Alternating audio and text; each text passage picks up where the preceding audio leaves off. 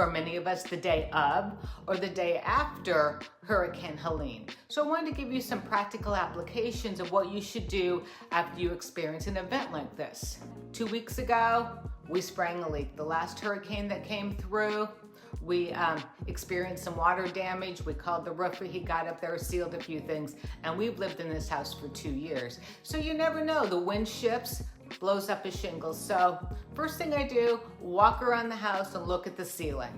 Second thing, get up on a ladder, poke your head up into the attic to see, again, if there's any water damage. And then the last thing I do is walk around the house, see if I've lost any shingles and see how my siding is. And of course, pick up any branches or anything for the gardeners. But those are the minimal things. And then if you've had some damage, you need to assess the damage. Is that something that a handyman can take care of? Or is it more extensive and you need to call your insurance agent? So you need to make that assessment, because don't forget, you always have that deductible with the insurance company.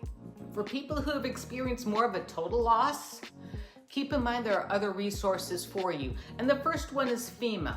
FEMA, their email address is disasterassistance.gov and their telephone number is 800-621-3362.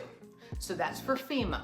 Another resource is the Red Cross, redcross.org. I like that, it's easy.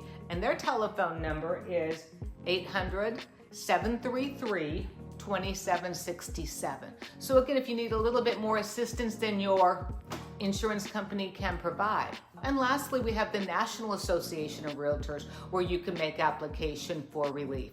And at the national level, I mean, we gave money to Maui when they had the fires, or we've given money to help associations that have had problems with tornadoes.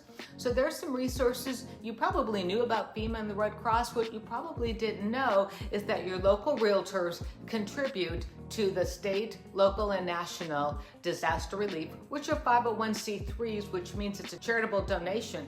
So if you want to make a contribution, and check with your finance guy, but it could be a write-off for you because it is a 501c3. So take advantage of the write-off by donating to it, or take advantage of it if you need a little bit of help.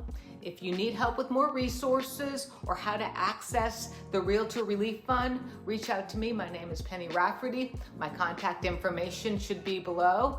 And I hope you've survived this hurricane this week.